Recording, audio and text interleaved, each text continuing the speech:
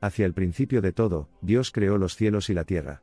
La tierra estaba sumida en el caos, y las tinieblas consumían la vasta extensión, pero había esperanza, el Espíritu de Dios estaba presente, flotando sobre las aguas, dispuesto a poner orden en el caos. Y entonces Dios habló, hágase la luz, y hubo luz. Una luz radiante y luminosa que desterró la oscuridad, preparando el escenario para la gran actuación que llamamos creación. Siguieron la mañana y la tarde, un acto transformador que simboliza la génesis de la vida y el tiempo, el ciclo de comienzos y finales. Y así llegó el segundo día. Dios separó las aguas, creando el firmamento, un límite entre los reinos terrenal y celestial. Una maravilla de arquitectura divina que se extiende hacia arriba, se extiende hacia el azul infinito, y termina en los cuerpos celestes que pavimentan el cielo nocturno. Estrellas, lunas y sol, estas radiantes balizas de luz se colocaron en la extensión sobre la extensión de la Tierra para guiarnos, medir tiempos y estaciones, llevar luz a la faz de nuestro planeta. Al tercer día, Dios puso las aguas en su lugar, separando la tierra seca para formar los grandes continentes e islas. Habló y de la tierra brotó vegetación, frondosos bosques, verdes llanuras y vibrantes jardines llenos de vida.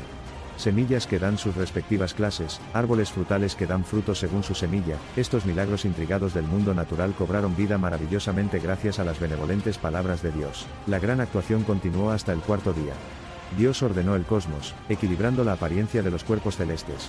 Mayor luz para regir el día marcando el principio y el final, la salida del sol acompañada del crepúsculo poniente.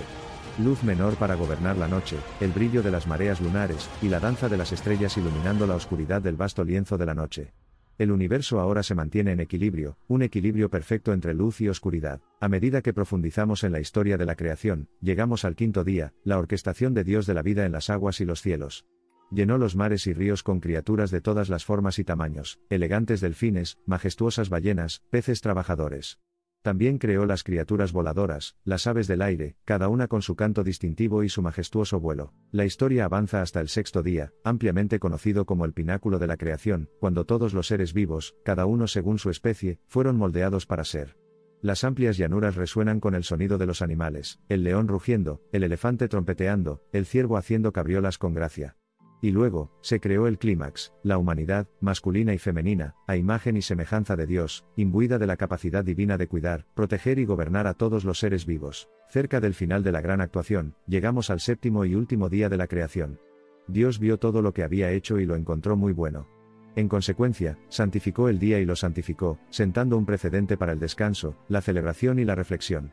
Así, culmina la poderosa narrativa de la creación, que apunta hacia una danza cósmica que armoniza diversidad, equilibrio y descanso. La narrativa pasa sin problemas desde el principio del mundo hasta el encantador jardín del Edén. Un paraíso lujosamente abundante repleto de vida y tranquilidad, el jardín fue el primer hogar de la humanidad. Era un lugar de belleza, de vida y de comunión con Dios, un refugio radiante que encarnaba la paz y la inocencia, un testimonio vivo de la armonía que existía entre Dios, la humanidad y el mundo natural. La serenidad del Edén, sin embargo, pronto fue destrozada por el astuto engaño de la serpiente, también conocida como Satanás. En la forma de la serpiente, el enemigo de Dios interrumpió la relación armoniosa de la humanidad con el Creador, introduciendo el pecado y sus consecuencias en la narrativa humana. Los insidiosos frutos de la desobediencia envenenaron la idílica belleza del jardín, provocando dolor, separación y discordia. Con el conocimiento del bien y del mal agarrando su conciencia recién despertada, Adán y Eva perturbaron el equilibrio divino al permitir que el pecado entrara en la creación. Como respuesta a sus acciones, Dios los vistió con pieles de animales, lo que significa el comienzo del sacrificio. Simultáneamente, también los expulsó del jardín del Edén, para que no pudieran tener acceso al árbol de la vida, y vivir para siempre en su estado pecaminoso. Tras su expulsión, la descendencia de Adán y Eva se multiplicó y pobló la tierra. El poder de la creación se reflejó en este proceso, incluso cuando el impacto del pecado de la primera pareja preparó el escenario para el desarrollo de la historia humana. Con las narrativas del primer asesinato, la corrupción violenta, el diluvio y la Torre de Babel, el Génesis marcó el comienzo de una era de pecados y castigos devastadores. A pesar de la caída de la humanidad en una espiral descendente, un rayo de esperanza brilló. Dios eligió a Noé, un hombre justo, para construir un arca en preparación para el diluvio global. Al hacerlo, extendió a Noé y su familia un pacto sacrosanto, asegurando la salvación del diluvio que acabó con todos los seres vivos, excepto los que estaban a bordo del arca, y un comienzo simbólico para un mundo nuevo. Después de que las inundaciones retrocedieron, Dios hizo otro pacto crucial con Noé. Adornó el cielo con un arco iris radiante, lo que significa su promesa de nunca provocar otra inundación mundial. Este fue un momento decisivo, ya que mostró el inmenso poder de Dios, pero más importante aún, su capacidad de misericordia y perdón, lo que significa el comienzo de la promesa de Dios a la humanidad. La narración luego se traslada a la Torre de Babel, donde Dios confundió el lenguaje de toda la tierra. Este fue el comienzo de todos los idiomas que conocemos hoy. Principalmente, fue impulsado por la inigualable ambición humana de construir una torre para llegar a los cielos, una señal de total desafío a los planes de Dios.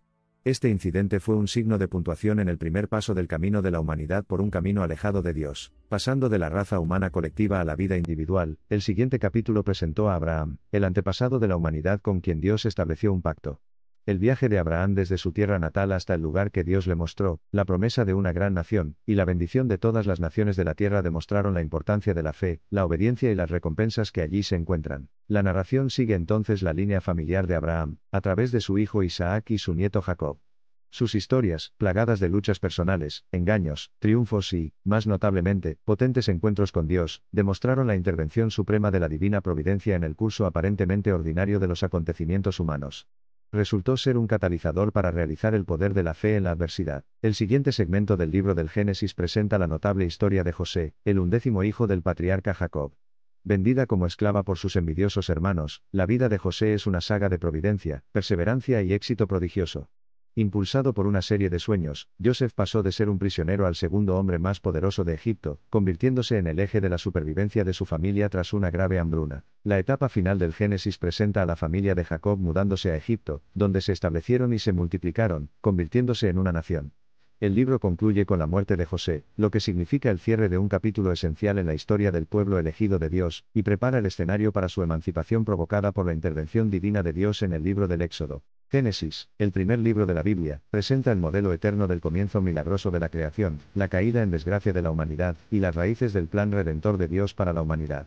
Profundizando en las páginas de este libro sagrado, se descubre un tesoro escondido de ideas espirituales y revelaciones cósmicas, que establecen vigorosamente el inicio del encuentro de la humanidad con lo divino.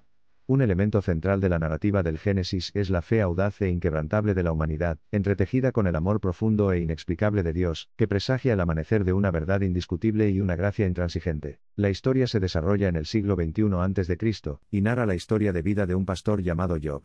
Su profunda rectitud y su inquebrantable devoción a Dios lo convierten en la figura central de esta convincente narrativa, que se destaca así como un ejemplo estelar de confianza en Dios bajo pruebas, prosperidad, pruebas y restauración que representan los tres temas energizantes del libro. Los versículos de Job abordan el antiguo dilema del problema del mal, lanzando preguntas como, ¿por qué sufren los justos? ¿O, por qué prosperan los malvados? Y más, centralizándose en el tema de justicia divina y rectitud. La narrativa se libera de la comprensión estereotipada del pecado y la retribución, matiza los dilemas cotidianos en las vidas fieles y, en última instancia, propone una comprensión trascendental de la provisión y soberanía de Dios. La elocuencia poética de Job es cautivadora y transformadora, su prosa rítmica está compuesta hábilmente para resaltar la profundidad emocional de la soberanía divina otorgante. Los versos fueron precursores de los fascinantes salmos, infundiendo emoción, razón y alabanza en una situación humana adversa. Es un testimonio del impacto atemporal de la franqueza social y personal y de la necesidad imperiosa de la respuesta humana a las acciones de Dios hacia ellos. El libro de los Salmos, una recopilación de 4 partes que abarca varios siglos, resume la historia de la fe de Israel a lo largo de su turbulenta historia nacional. Desde reyes davídicos hasta el exilio babilónico, las exuberantes alabanzas capturadas en los salmos articulan los triunfos de los israelitas y sus conmovedores lamentos, sus ardientes confesiones de su fe, y la esperanza duradera en las promesas de Dios. Entre los 150 salmos, algunos destacan por su contenido único o su uso específico en la liturgia. Por ejemplo, el Salmo 23 personifica a Dios como un pastor que guía la vida y el viaje del creyente. El Salmo 51 articula el arrepentimiento del pecador, mientras que el Salmo 117 sirve como una alabanza sencilla pero contagiosa para todas las naciones. Los salmos posteriores, denominados Salmos de la Sabiduría, pasaron a discutir la naturaleza de la sabiduría y la eficacia de la vida justa. Procedentes de contemplaciones espirituales, estos constituyen los núcleos de la preciosa sabiduría, que sustentan la búsqueda de la morada divina en la vida humana, una oscilación continua de la intimidad divina y la justa autonomía. Considerada sagrada tanto por la tradición judía como por la cristiana es la promesa del Mesías, el ungido, quien restauraría la imagen destrozada de la creación, restablecería la armonía entre Dios y el hombre, y allanaría el camino para que Israel cumpliera su misión como luz a las naciones. Una de las referencias más explícitas al Mesías se encuentra en el Salmo 110 que dice, el Señor le dice a mi Señor, siéntate a mi diestra hasta que haga de tus enemigos un taburete para tus pies. Pasando al ambiente sombrío y contemplativo, somos testigos del libro de las Lamentaciones, una recopilación de lamentos abatidos atribuidos al profeta Jeremías. Resume el dolor y el remordimiento del pueblo judío tras la conquista babilónica de Jerusalén en 586 a.C., centrándose en lamentar las estructuras de poemas acrósticos en la mayoría de los capítulos, lo que significa una presentación intencional de la catástrofe total y un método ordenado de lamento. Al ilustrar claramente el profundo sentimiento de pérdida y vulnerabilidad que siguió a la caída de Jerusalén, también plantean intrigantemente preguntas sobre la naturaleza de la justicia y la misericordia divinas. Es poderosamente evidente que las tragedias que enfrentó la gente no fueron solo políticas sino también religiosas, lo que llevó a reflexiones íntimas sobre el papel de la piedad individual en una época de calamidades colectivas. Este trauma emocional es particularmente visible en la ciudad retratada como una viuda sin nadie que la consuele, un cambio drástico con respecto a una ciudad que alguna vez fue alegre y festiva, llena de gente, ahora desierta, solitaria y desolada.